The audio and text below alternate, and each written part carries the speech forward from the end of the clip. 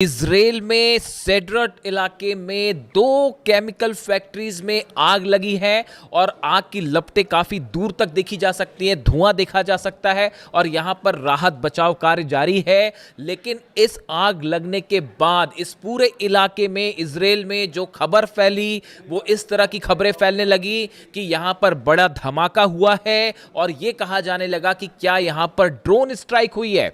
देखिए, इस तरह की खबरें फैली इजराइल में और उसके बाद वहां पर जो स्थानीय लोग हैं उनमें जबरदस्त खौफ का माहौल देखा जा रहा है।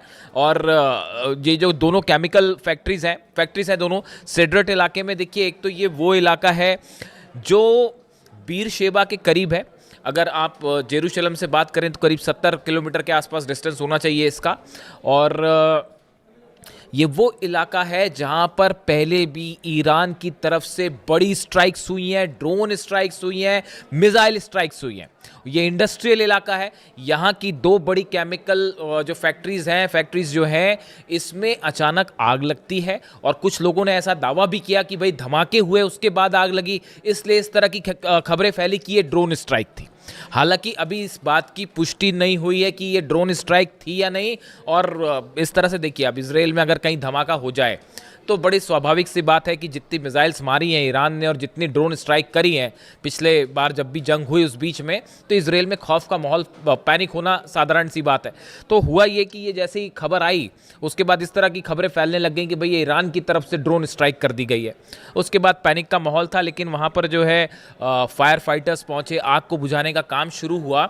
लेकिन इस बीच एक और बड़ी खबर आ गई। देखिए, अभी ये धमाका हुआ ही था, आग लगी ही थी, इसके बीच में खबर आ गई कि इस दो में से एक फैक्ट्री से अमोनिया गैस लीक होनी शुरू हो गई। बड़े इलाके में धुआं और आग और धुआं का प्रभाव था। तो उसके बाद ये सेड्रट जो देखिए जो खबर है, द सेड्रट municipality instructed resident of the nearby neighbourhood to remain indoors and keep their windows shut. जो वहाँ की लोकल गवर्नमेंट है, बॉडीज़ हैं, उन्होंने इस तरह के निर्देश जारी कर दिए कि जो सेड्रट के आसपास के इलाके के लोग हैं वो अपने घरों के अंदर रहें, खिड़की दरवाजे बंद कर लें, बाहर ना निकलें। यानी पैनिक का माहौल था क्योंकि खबर ये थी कि अमोनिया गैस लीक हो रही है। अगर ये बड़े पैमाने पर लीक हो जाए तो इससे काफ़ी नुकसान भी हो सकता था। लेकिन अभी जो लेटेस्ट खबरें हैं उसके मुताबिक फायर फाइटर्स मौके पे हैं। इस बात की जांच जारी है कि वाकई यहाँ से अमोनिया लीक हुई है, नहीं हुई है, और अगर हुई है तो कितनी मात्रा में हुई है, इसकी अभी पूरी जानकारी आनी बाकी है। इस तरह से भी कुछ जगह से दावे हुए हैं। जो इजराइल के अखबार आप देखें, इजराइल का मीडिया देखें, तो वो इस तरह के दावे हो रहे हैं कि अमोनिया लीक नहीं हुई है। लेकिन इस तरह के भी दावे हैं कि अमोनिया लीक हुई है। अभी स्टेटस क्या है वो पता चलेगा। इस इलाके में देखिए इतना ज़बरदस्त पैनिक का माहौल था कि जो सेड्रट से होते हुए जो ट्रेन्स जाती हैं उनको सेड्रट स्टेशन पर रोकने से मना कर दिया गया। उन्हें कहा गया कि आप फ़ौरन यहाँ से आगे निकल जाइए, इस स्टेशन पे आप ना रुकेंगे। आसपास के जो रेसिडेंशियल इलाके थे उनको काफ़ी घरों को खाली करवा दिया गया। जो थोड़े डिस्टेंस पे घर हैं उनको कहा गया कि आप घर के अंदर रहिए, बाहर मत निकलिए। यानी आप देखिए इस पूरे इलाके में, दरअसल देखिए ये बीर शेबा के करीब वो इलाका है सेड्रट का जहां पर ईरान की तरफ से शाहिद 136 ड्रोन्स ने, खास तौर पर जो 12 दिन की जंग हुई थी, इस जंग की बात नहीं कर रहा हूं मैं, पहले वाली जो जंग हुई थी 12 दिन की जंग हुई थी जिसमें ईरान ने अपनी मिसाइल्स और ड्रोन की असली पावर दिखाई थी पहली बार दुनिया को, और इजराइल घुटनों पर था। और ये हालात थे कि धमाधम मिसाइल्स गिर रही थी और बिल्डिंग्स गिर रहे थे इजराइल में। और उसके बाद जो है वो पहली बार ताकत देखी थी दुनिया ने कि ईरान की मिसाइल्स और ड्रोन की क्या ताकत होती है। तो उस समय भी ये जो सेड्रट इलाका है, जो इसका इंडस्ट्रियल इलाका है, इस पर काफ़ी ड्रोन स्ट्राइक्स हुई थी। देखिए, ईरान में लगातार अमेरिका की तरफ से धमकियां आ रही हैं कि जो है हम वहाँ के जितने ऑयल स्टेशंस हैं उनको निशाना बनाएंगे, एनर्जी स्टेशंस को निशाना बनाएंगे, वगैरह वगैरह, इंडस्ट्रियल एरिया को निशाना बनाया जा रहा है। इन हालात में नेतन्याहू जब डोनाल्ड ट्रंप से मिलने वाले हैं उसके ठीक पहले इजराइल के एक इंडस्ट्रियल कॉम्प्लेक्स में आग लग जाती है, तेजी से फैल जाती है और इस तरह से धमाके और ड्रोन स्ट्राइक की खबरें फैलने लगती हैं। इसके बाद सबको यही लगा एक बार कि ये ईरान की तरफ से, जैसा कि ईरान ने पहले ही कह रखा है कि अगर हमारे पर हमले जारी रहे या अगर हमें ज़रूरत महसूस हुई प्रीएम्प्टिव स्ट्राइक की तो हम पहले स्ट्राइक कर देंगे। इस तरह की बातें भी ईरान की तरफ से कही गई। तो ऑलरेडी पैनिक फैलना लाजमी था। तो उसके बाद हालात ये है कि अब वहाँ पर जो है काफ़ी सारी जो है फायर ब्रिगेड की गाड़ियाँ हैं और वो आग वाग बुझाने के काम में लगी हुई है। अभी किसी तरह की ड्रोन स्ट्राइक की कोई कन्फर्मेशन नहीं आई है। अगर कन्फर्मेशन आती है तो हम आपको बताएंगे, लेकिन फिलहाल इस पूरी घटना से अच्छा खासा पैनिक जो है वो इजराइल में देखने को मिल रहा है। अब देखिए, इसी बीच एक और बड़ी खबर है, मैं अगले वीडियो में इसकी चर्चा करूंगा आपसे, कि इराक में जो स्ट्राइक्स की गई हैं खासतौर पर इरबिल में ईरान की तरफ से, वहाँ इराक में अभी भी हमले जारी हैं, वहाँ पे अभी भी जो है वो दुश्मनों के खिलाफ ईरान की कार्रवाई जारी है। उसमें इजराइल के कुछ सीक्रेट अड्डों को निशाना बनाया गया है। इस पर अभी डिटेल्स ज़रा आ जाए आपसे शेयर करेंगे। और इस बीच देखिए, जो खबर है ही कि नेतन्याहू और डोनाल्ड ट्रंप की मुलाकात होने वाली है, इस पर पूरी दुनिया की नज़रें हैं कि डोनाल्ड ट्रंप और नेतन्याहू की मुलाकात में क्या होता है। पिछली बार भी जब हमले हुए थे ईरान पे, जंग शुरू हुई थी, तो उसके पहले दोनों की मुलाकात हुई थी। अब बड़े सारे ऑप्शंस जो हैं इसकी अमेरिका की मीडिया आपस में चर्चा कर रही है। ईरान की तरफ से साफ है स्टेटस, आप मिलिए मत मिलिए, जो करना है करिए, ईरान का जवाब तैयार है। हमला करोगे तो हमला मिलेगा, बातचीत करोगे तो बातचीत मिलेगी, जैसा चाहता है अमेरिका, जैसा चाहता है इजराइल, उसको वैसा जवाब दिया जाएगा। ईरान का स्टेटस बिल्कुल क्लियर है। वो अभी तो जवाब यूक्रेन को देने की हो रही है, क्योंकि कैस्पियन सागर में जो हमला किया है अभी तैयारी उसकी चल रही है। वो खुर्रम शहर 4 कभी भी फायर हो सकती है।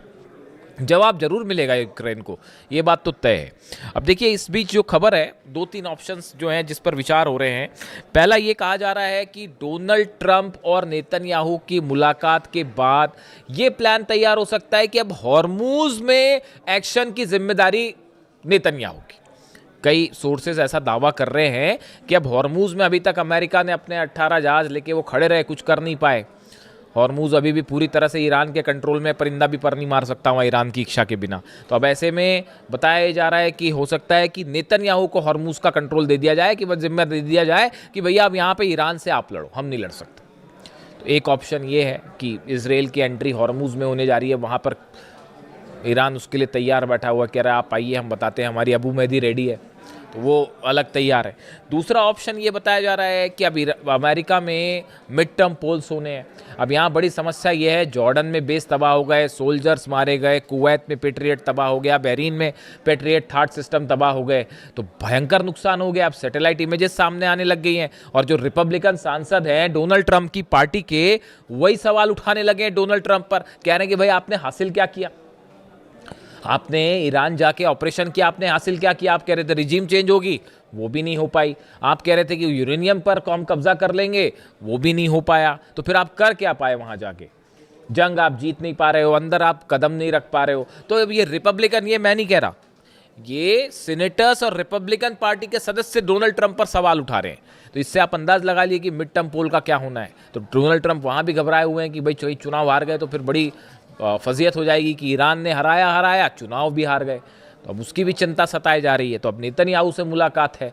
तो अब देखिए, तरह तरह की खबरें हैं, लेकिन इस बीच एक बड़ी जो गौर करने वाली बात यह है, अमेरिका के जो फाइटर जेट्स हैं, हथियार हैं, इन सबका प्लेसमेंट, लोकेशंस और मूवमेंट बाकायदा जारी है। मतलब वो कहने की बात वही है कि डोनाल्ड ट्रंप ने जैसे ये कहा कि साहब अभी हम फिलहाल मैं ईरान पर हमला नहीं करूंगा, जैसे ही डोनाल्ड ट्रंप का ये विचार सामने आया, उनकी ये बात सामने आई कि डोनाल्ड ट्रंप ये कह रहे हैं कि अभी फिलहाल जो है ऑपरेशन सस्पेंड है, मैं ईरान पे हमला नहीं करूंगा, वैसे ही ईरान ने जो है वो हमले की दुगनी तैयारी शुरू कर दी कि अब जरूर हमला होगा। जब भी डोनाल्ड ट्रंप बोलते हैं तो वो अपनी बात से पलट जाते हैं। मतलब उनको हमला करना होगा तो बोलेंगे जी मैं नहीं कर रहा, और हमला हो जाएगा। ईरान तैयार है उसके लिए। यानी डोनाल्ड ट्रंप का ये कहना कि मैं हमला नहीं करूंगा, उस तो ईरान और अलर्ट हो गया है। उसने अपनी और जो है मिसाइल तैनात कर दिए हैं, और वो जो है ईरान की सेना के जो प्रवक्ता हैं उनकी तरफ से बयान आ गया कि उन्होंने अपनी लोकेशंस गिना दी है कि भाई सऊदी में ये लोकेशन है, यूएई में ये लोकेशन है, कतर में ये लोकेशन है, और अगर हमला होगा सब पर एक साथ मिसाइल मारी जाएगी।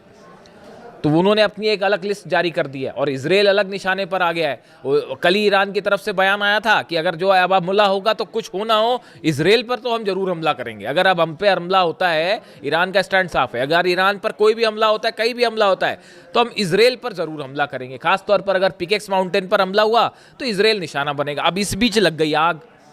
अब सेड्रेट में इस समय आग लग गई, और फिर खबर इस तरह से फैल गई कि धमाका भी हुआ था और ड्रोन स्ट्राइक तो नहीं, तो वो उसको इस तरह से लेने लगे। हालांकि अभी ऐसी खबरें नहीं है, लेकिन चूंकि आग लगी, पैनिक की बात थी और अमोनिया फैलने वाली बात थी, इसलिए आप तक पहुंचाना ज़रूरी था। इसके अलावा अब देखिए, एक तो ऑप्शन ये हो गया, अब एक और नया जो है वो सोर्सेस से नई हलचल और शुरू हो गई है कि डोनाल्ड ट्रंप को उनके कुछ एडवाइजर्स ये बता रहे हैं कि भाई देखिए असल में हुआ ये जो इनसाइड स्टोरी है, एक बैठक हुई, मैं इसका जिक्र पहले भी कर चुका हूँ, आपको बताता हूँ मैं।